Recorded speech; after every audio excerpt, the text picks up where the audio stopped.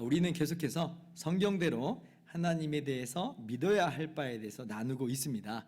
하나님이 어떤 분이신지 바르게 알고 믿음으로 우리는 정말 하나님을 영원토록 즐거워할 수 있어요. 그리고 그렇게 하나님을 즐거워하는 것이 또한 하나님을 영화롭게 하는 하나의 모습이라 말씀을 드렸습니다. 그래서 지난주까지 하나님의 성품, 하나님의 유일하심, 하나님의 삼위일체이심에 대해서 함께 살펴보았습니다. 자, 오늘부터는 이제 그 하나님께서 하신 일에 대해서 살펴보겠습니다. 우리가 하나님께서 하신 일을 볼 때에 우리가 하나님이 어떤 분이신지를 더 구체적으로 우리가 잘 알 수가 있는 것이죠. 자, 그러면 그 첫 번째로 하나님이 하신 일이 뭐냐라고 할 때에 하나님은 영원 전에 모든 것을 계획하셨습니다. 이것을 작정이라고 해요. 오늘 우리가 함께 나눌 소요리분답 7번 질문입니다. 하나님의 작정은 무엇입니까? 여러분 대답을 한번 해보겠습니다. 시작. 하나님의 작정은 그분의 의지의 경륜에 따른 그분의 영원한 목적입니다. 이것에 의하여 하나님께서는 그분 자신의 영광을 위하여 일어나게 될 일을 어떤 일이든지 미리 정하셨습니다. 자, 이것이 이제 작정이에요. 작정의 뜻입니다. 이 내용이 그럼 성경 어디에 나왔느냐라고 할 때에 오늘 우리가 함께 읽은 말씀이에요. 에베소서 1장 11절. 이 소유리 문답은요, 사실 이 에베소서 1장 11절 말씀을 그냥 풀어 쓴 거예요. 자, 제가 읽겠습니다. 모든 일을 그의 뜻의 결정대로 일하시는 이의 계획을 따라 우리가 예정을 입어 그 안에서 기업이 되었으니. 자, 그러면 오늘 이 말씀을 좀 차근차근 좀 풀어볼게요. 자, 오늘 성경이 하나님을 뭐라고 지금 이야기하고 있어요? 모든 일을 그의 뜻의 결정대로 일하시는 분이다. 이렇게 지금 말씀하고 있어요. 자, 첫째 먼저는 모든 일이라고 하는 단어에 주의를 기울여야 됩니다. 범위가 어디까지냐라고 할 때에 모든 일이에요. 모든 일. 세상의 모든 피조물과 모든 인물, 모든 사건과 모든 역사가 다 들어가요. 존재와 사건, 만물과 만사가 이 모든 것 안에 다 들어가는 거예요. 둘째, 그러면 그 모든 일에 대해 하나님께서 뭐 하신 것이냐라고 할 때에 그 모든 일에 대한 하나님 자신의 뜻과 결정이 있다. 그죠? 자, 그러니까 하나님의 뜻의 결정에서 벗어난 것은 모든 일이라고 했으니까 이 세상에 없다는 거예요. 없다는 거예요. 전부 다 하나님의 뜻의 결정대로 지금 이루어지는 것이다. 이 뜻의 결정이라고 하는 이 단어가 아까 소유리 문답에서는 어떻게 번역을 해놨냐면 의지의 경륜 이렇게 번역을 했어요. 근데 사실 같은 단어예요. 같은 단어를 이렇게도 번역하고 저렇게도 번역한 거예요. 여기서 뭐 의지는 내가 뭐 하겠다라고 하는 것이고 경륜은 내가 뭐 하겠다는 것을 어떻게 진행하겠다라고 이제 더 세부적으로는 구분할 수 있는데 우리가 뭐 거기까지 세세하게 설명하지는 않겠습니다. 아무튼 중요한 것은 하나님의 뜻의 결정에서 벗어난 것은 없다는 거예요. 하나님께서는 모든 일에 대해 하나님의 뜻의 결정을 가지고 계세요. 자, 세 번째. 자, 하나님은 모든 일에 대한 하나님의 자신의 뜻과 결정대로 역사하신다. 그러죠? 우리가 계속 에베소서 1장 11절 하고 있는 거예요. 하나님은 자신의 뜻의 뜻대로 자신의 뜻과 결정대로 역사하신다. 뜻의 결정대로 역사하신다. 그러니까 이걸 이제 마치 비유를 들자면 여러분 이렇게 비유를 들면 쉽게 이해를 할 수 있습니다. 건축가가 집을 지을 때 어떻게 집을 져요? 그냥 한번 집 짓겠다 하고 막 지어요? 그렇지 않죠. 집을 짓겠다는 그 뜻이 있고 그 뜻의 경륜, 그러니까 설계를 합니다. 그래서 뜻과 설계가 있어요. 이것이 이제 먼저 자리 잡고 있고 그리고 그 설계대로 시공을 하잖아요. 우리가 집 지을 때 전혀 막무가내로 짓지 않습니다. 자, 마치 그와 마찬가지로 하나님께서 모든 것에 대한 모든 일에 대한 하나님 자신의 뜻의 결정이 있고 그리고 그 뜻의 결정대로 역사하신다는 거예요. 마치 설계대로 시공하신다는 것처럼 그 뜻의 결정대로 역사하신다. 이렇게 하니까 이해하기 어렵지 않죠? 자, 그런데 이렇게 얘는 이제 이해를 쉽게 하라고 든 거지 차이는 있어요. 차이는. 왜 차이가 있어요? 어떤 차이가 있겠어요? 우리는 설계대로 시공을 하긴 하지만 우리의 연약함 때문에 설계대로 시공을 못하는 경우가 있죠. 그래요. 그러나 하나님은 전능하시기 때문에 설계하신 대로 시공하시는 거예요. 계획하신 대로 역사하시는 거예요. 차이가 없어요. 차이가. 우리는 차이가 있어요. 그러나 하나님은 차이가 없어요. 자, 두 번째도 중요한 차이가 있어요. 우리와 차이. 그러니까 항상 비유는 예시는 예시대로만 이해하지 그걸 가지고 다 하나님이 정말 그렇다라고 풀어버리면 안 된다는 걸 제가 지금 말씀드리는 거예요. 자, 어떤 차이가 있냐면, 자, 우리는 보세요. 우리는 시간의 흐름대로 설계를 하고 그리고 그 시간의 흐름 안에서 시공을 하고 그래요. 자, 그러나 하나님의 뜻의 결정이라고 하는 것은 이미 시간을 뛰어넘는, 시간을 초월하는 개념이라는 걸 우리가 염두에 둬요. 그래서 우리가 항상 하나님의 하시는 일이라고 할 때에는 우리가 이렇게 성경 내에서 알려주시는 바대로 우리가 아는 것이긴 하지만 이 모든 것은 사실은 참 우리가 우리의 작은 머리대로 이해할 수 없는 정말 크신 일이라고 하는 것을 우리가 좀 깨달을 필요가 있어요. 하나님의 역사하심은 분명히 시간 속에서 진행이 돼요. 그러나 그것을 계획하시는 하나님의 뜻의 결정은요, 이건 시간 이전이에요. 시간을 초월해서 있는 거예요. 자, 오늘 본문 11절에서는 나와 있지 않지만 에베소서 1장 4절이 이미 이걸 충분히 밝혀주고 있어요. 한번 보세요. 에베소서 1장 4절. 곧 창세전에 그리스도 안에서 우리를 택하사 우리로 사랑 안에서 그 앞에 거룩하고 흠이 없게 하시려고. 보세요. 자, 창세전에 그리스도 안에서 우리를 택했다. 하나님께서 언제 우리를 택했다는 거예요? 창세전에. 그러니까 이것부터 사실 이것은 우리의 이해를 뛰어넘어 버린 겁니다. 자, 왜냐하면 하나님이 세상을 창조하셨어요. 창조하실 때부터 이제 이게 뭐냐면 우리가 살아가는 시간과 공간이라고 하는 게 시작됐다는 거예요. 그러니까 시간과 공간이라는 것도 하나님의 피조물이에요. 자, 그런데 그렇게 시간과 공간이 창조되기 전에 하나님께서 우리를 택하셨다. 그러니까 이건 시간적인 개념이 아니에요. 그러니까 이건 우리가 이해를 정확하게 완전히 하기는 어렵습니다. 불가능하다고 볼 수 있어요. 자, 근데 보세요. 이러한 하나님의 우리를 택하심은 아까 11절에 하나님의 뜻의 결정의 일부분이에요. 근데 그러면 하나님의 뜻의 결정은 언제라는 거예요? 마찬가지로 우리를 택하심도 창세전인데 하나님의 뜻의 결정은 다 창세전이에요. 다 창세전. 그러니까 우리가 하나님의 작정을 생각할 때는 이것은 시간을 뛰어넘는 개념이구나. 시간이라고 하는 게 없는데 이미 하나님께서는 이 모든 것들을 다 작정하셨다.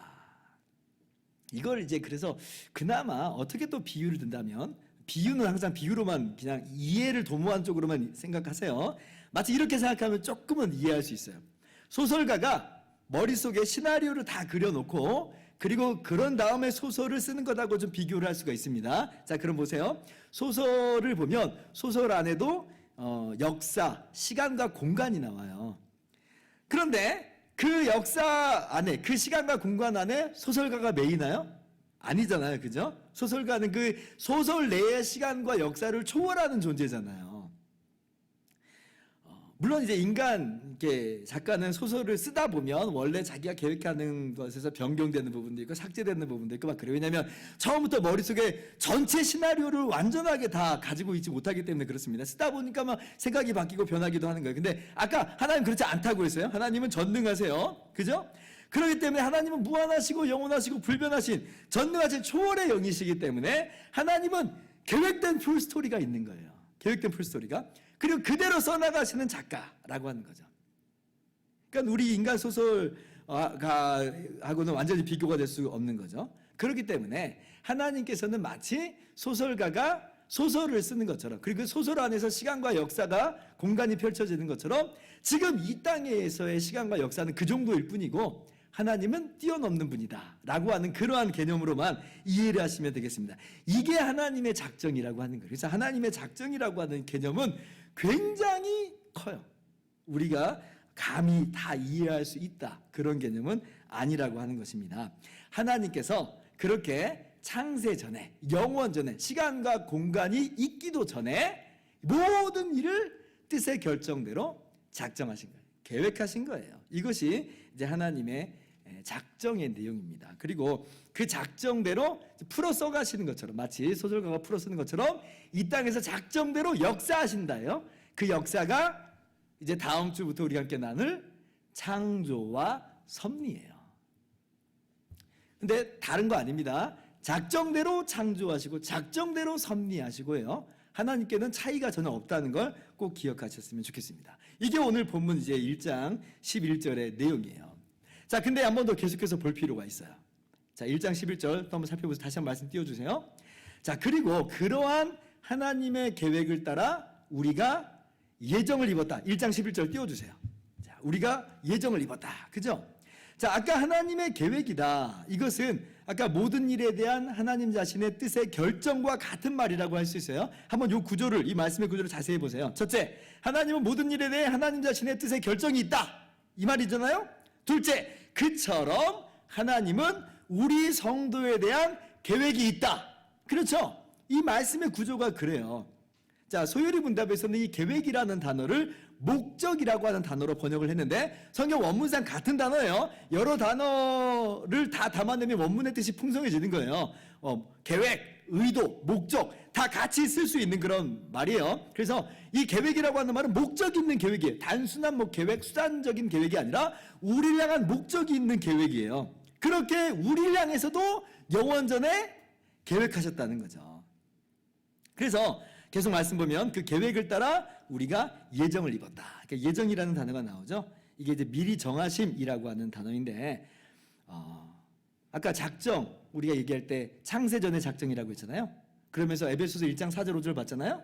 거기서 창세전의 예정하심이라고 했죠. 창세전의 예정하심. 다시 한번 1장 4절 5절 봅시다. 그 창세전에 그리스도 안에서 우리를 택하사 우리로 사랑 안에서 그 앞에 거룩하고 흠이 없게 하시려고 그 뜻대로, 그 기쁘신 뜻대로 우리를 예정하사 예수 그리스도로 말미암아 자기 아들들이 되게 하셨으니, 그러니까 창세전에 그리스도 안에서 우리를 택하셨다. 그 기쁘신 뜻대로 창세전에 우리를 예정하셨다라고 하는 거예요. 다시 11절 돌아보세요. 그래서 우리는 그 작정대로 예정되었다. 작정대로 예정되었다. 그래서 어떤 분은 작정은 뭐고 예정은 뭡니까? 이렇게 좀 궁금해하시는 분들이 있는데 다른 말은 아니에요.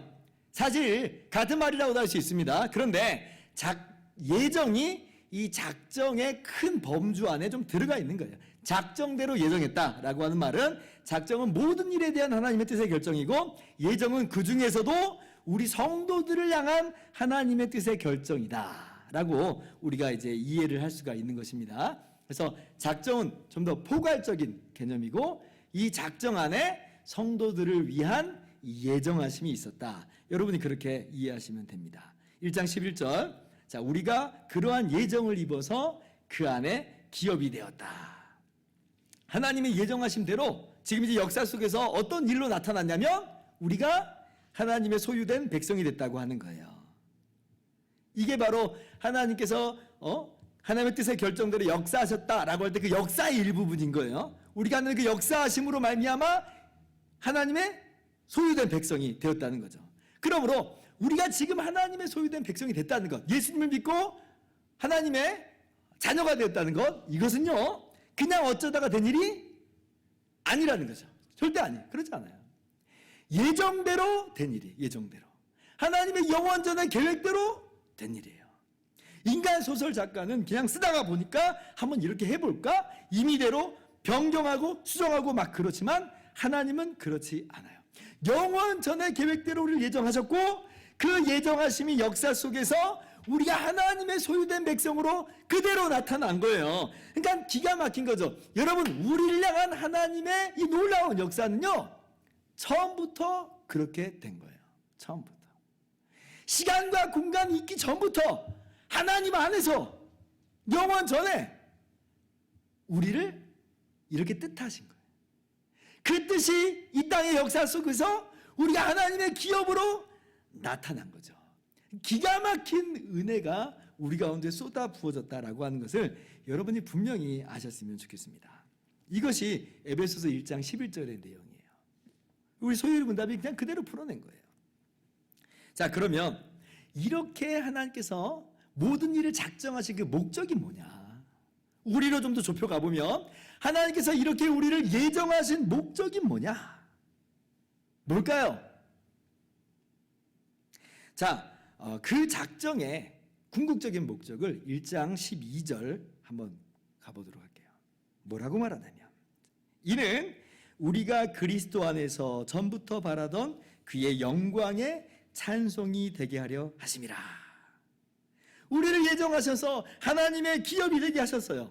왜 그런고? 왜 그렇게 하셨나? 라고 할 때에 우리로 하여금 하나님의 영광의 찬송이 되게 하시려고 그래서 예정하셨다는 거예요.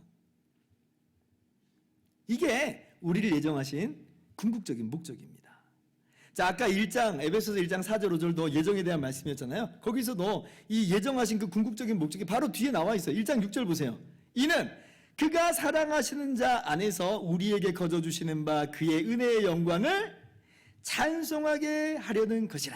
똑같은 내용이 표현만 살짝 바뀌어서 나오고 있잖아요. 말씀 속에서. 그죠? 그러니까 우리가 하나님의 예정하심을 입어 하나님의 기업이 되었다면 왜 그렇게 하셨는지, 우리가 어떠한 모습으로 나와야 되는지를 분명히 우리가 알아야 돼요. 뭐예요? 그렇구나. 하나님의 영광을 찬송하는 거구나. 이것이 하나님의 궁극적인 목적이에요. 그러므로 우리가 예정하심을 입어 하나님의 소유된 백성이 됐으면, 하나님 자녀가 됐으면 뭐 해야 돼요? 하나님을 찬양하는 것, 하나님께 영광 돌리는 것, 이것이 바로 우리들의 마땅한 모습이다라고 하는 것이에요. 자, 우리 성도들을 향한 예정의 궁극적인 목적이 그렇다면 하나님의 작정의 궁극적인 목적도 뭐겠어요? 예정은 하나님의 작정의 일부분이라고 했잖아요. 작정이 더 큰 개념이라고, 모든 일을 다 포괄하는 개념이라고 했잖아요. 작정도 뭐예요? 마찬가지예요. 마찬가지.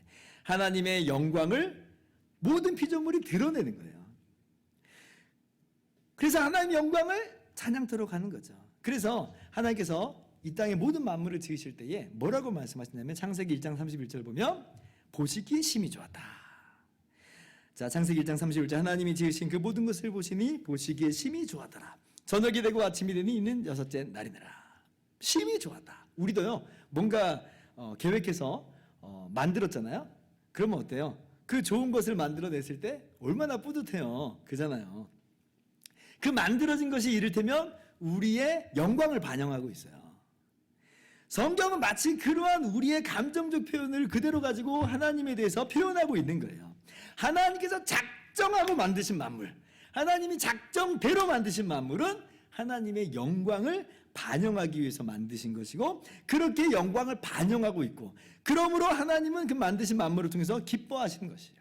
이것이 하나님의 작정의 궁극적인 목적입니다. 그래서 시편 19편 1절 보면 다윗이 성령의 감동으로 뭐라고 말해요?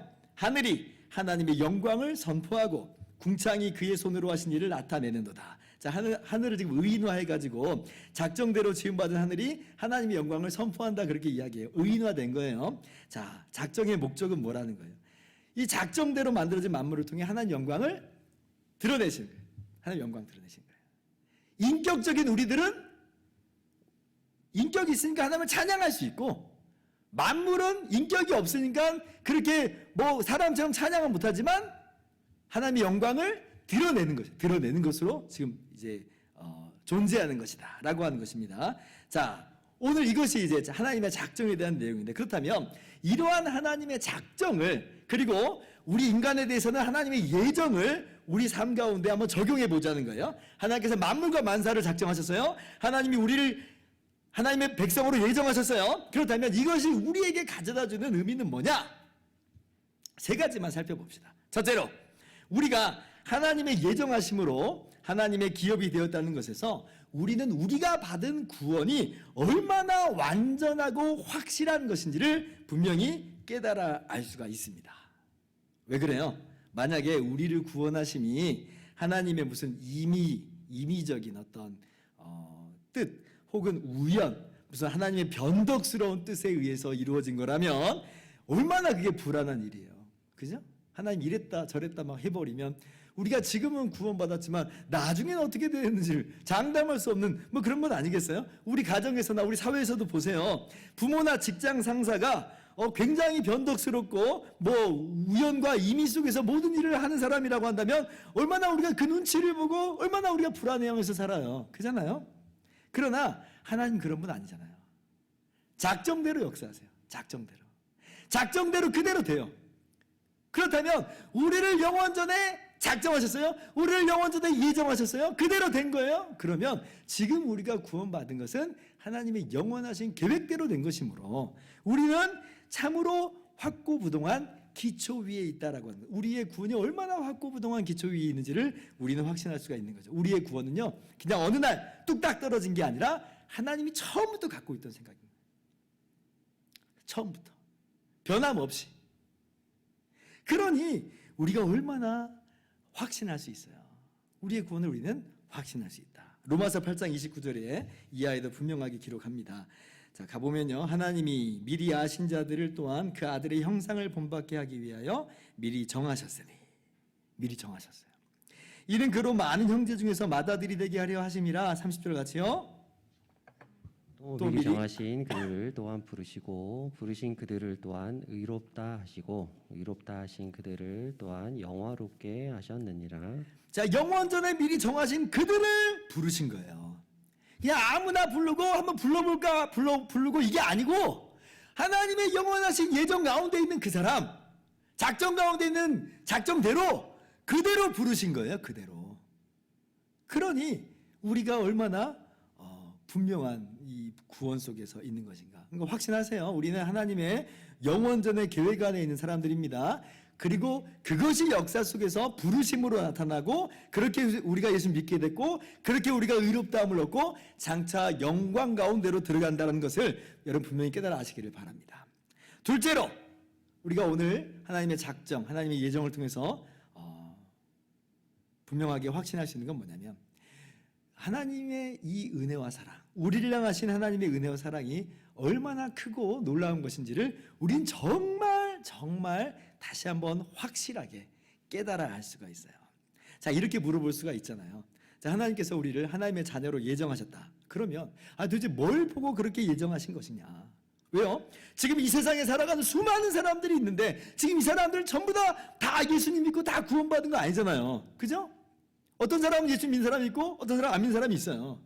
지금 모두 다 하나님의 예정하심을 입은 것은 아니라고 하는 거예요. 근데 나는 왜 예수님을 믿는 하나님의 자녀로 예정되었느냐? 나는 어떻게 해서 예수님을 믿는 사람으로 지금 나타난 거냐?